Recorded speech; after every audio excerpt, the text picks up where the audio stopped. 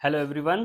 तो किसी ने मुझे सजेस्ट किया था, मीन्स किसी स्टूडेंट ने सजेस्ट किया था कि सर आप आते हैं, क्लास स्टार्ट कर देते हैं, कोई इंट्रो नहीं देते हैं। तो एक बार आप सभी लोगों का स्वागत है आपके अपने प्यारे से चैनल साइंस वर्ल्ड टॉक पे। देखिए, मैंने स्टार्ट किया था जो टॉपिक, उसमें एक balancing the chemical equation topic start किया था। लेकिन उस दिन मैंने आपको एक होमवर्क दिया था कि आपको types of chemical reaction NCERT से पढ़ जाने हैं। उम्मीद है आपने कोशिश की होगी। तो टाइप ऑफ केमिकल रिएक्शन किस पैटर्न पे आपको पढ़ लेना है, मैंने एक फ्लो चार्ट बनाया हुआ है, आप इसे आज एक बार देख लीजिए। ऐसा नहीं सोचिएगा कि मैंने बैलेंसिंग केमिकल इक्वेशन में एक एग्जांपल दिया, बाकी जो कुछ बातें कही थी वो सब छोड़ दिया। नहीं, पहले आपको एक ये इंट्रो दे देते हैं, इसके बाद आप इस पैटर्न पे पढ़ते रहिए, एग्जाम्पल ढूंढते रहिए। इनसे मिले हुए एग्जाम्पल्स को भी हम उसी बैलेंसिंग में बैलेंस करना सीख रहे होंगे। तो इसीलिए मैंने उस टॉपिक को थोड़ी देर के लिए रोककर ये टॉपिक पहले फ्लो चार्ट के माध्यम से आपको समझाना चाहा है।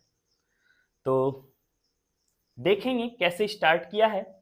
मैंने बताया है types of chemical reaction, flow chart पे आपको नजर आ रहा होगा।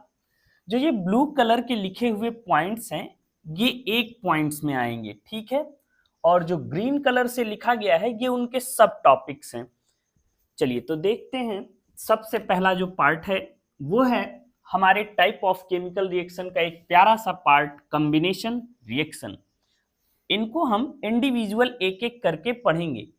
सिलेबस का जब मैंने पहले दिन डिस्कस किया था आपसे, तो डिस्कशन में मैंने बताया था कि पहले हम लोग मोटा मोटी केमिस्ट्री, बायो और फिजिक्स के बारे में डिस्कस देख लेते हैं, आपकी एनसीईआरटी क्या कहती है।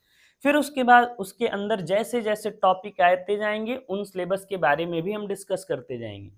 यहाँ कुछ ऐसे पॉइंट हो सकते हैं जो सिलेबस में आपके लगे कि ना हो, लेकिन जब हम एक व्यू पढ़ रहे हैं, एक टाइप ऑफ केमिकल का रिएक्शन पढ़ रहे हैं, पूरा चार्ट पढ़ रहे हैं, तो क्यों ना हम देख लें। उसके बाद जो सिलेबस का हिस्सा होगा हम उसे फिल्टर कर लेंगे। उसके बाद आता है डिकम्पोजिशन रिएक्शन। अच्छा, ये जो डिकम्पोजिशन रिएक्शन है वो तीन सब पार्ट्स में डिवाइड है। फर्स्ट है thermal decomposition, second electrolytic decomposition reaction, and third one is photolysis और photo decomposition reaction. I hope मेरी ये बातें आपकी समझ में आ रही होंगी। Next main point is displacement reaction, after that double displacement reaction.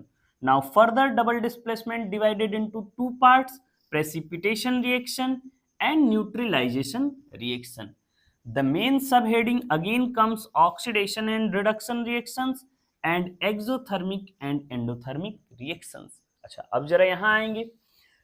Decomposition reaction में हम थर्मल डिकम्पोजिशन रिएक्शन में भी कुछ चीजें पढ़ेंगे, इलेक्ट्रोलाइटिक डिकम्पोजिशन रिएक्शन में पढ़ेंगे और फोटोलाइसिस में भी कुछ डिस्कस करेंगे। ये जो सारी की सारी रिएक्शन हैं, ये जो मैंने बोर्ड पे आपको तीनों रिएक्शन लिखी हैं, ये अंत तो हैं क्या, डिकम्पोजिशन रिएक्शन ही है।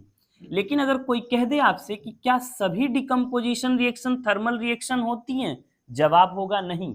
लेकिन अगर कोई कह दे कि सभी thermal decomposition reaction are decomposition reaction, you can say yes, it means all electrolytic decomposition reaction is always decomposition reaction, but all decomposition reactions are not electrolytic or decomposition reactions, sorry, electrolytic decomposition reactions. After that photolysis. Photolysis देखिए, ये जो term है photolysis, ये आप bio में एक बार पढ़ चुके होंगे, जहां फोटोसिंथेसिस टर्म यूज हुआ होगा। यहां हम उन्हीं सबको डिस्कस करेंगे। अब आते हैं डबल डिस्प्लेसमेंट रिएक्शन में। यहाँ टू पार्ट्स है, precipitation reaction and neutralization reaction. अलग अलग इनको हम डिस्कस करेंगे। फिर वही बात कि all precipitation reactions are double displacement reaction, all neutralization reactions are double displacement reaction, but all double displacement reactions are not only precipitation reaction or neutralization reaction. After that, oxidation and reduction, we will discuss about oxidation and reduction reactions. अच्छा, इसमें एक एक चीज अलग अलग भी पढ़ेंगे, जैसे ऑक्सीडेशन क्या होता है, ठीक है, रिडक्शन क्या होता है, फिर इसके बाद हम पढ़ रहे होंगे ऑक्सीडाइजिंग एजेंट क्या होते हैं, रिड्यूसिंग एजेंट क्या होते हैं, etc. Exothermic and endothermic reaction, ये आपका फ्लो चार्ट मैंने बताया। एक बार आप इस चार्ट के अकॉर्डिंग आपका बस एक वर्क रहेगा कि एग्जाम्पल्स को यहाँ पुटअप कर दीजिए, ऐसा फ्लो चार्ट बनाइए और आप सीखिए कि कौन सा एग्जाम्पल कहाँ सेट होगा।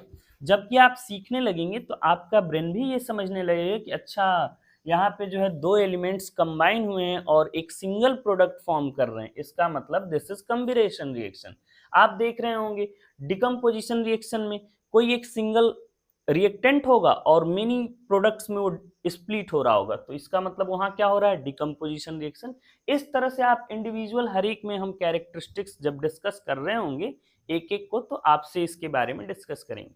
Thanks everyone. अगर आपको वीडियो अच्छी लग रही हो तो अपने दोस्तों के बीच शेयर करें, लाइक करें और सब्सक्राइब करें। Thank you.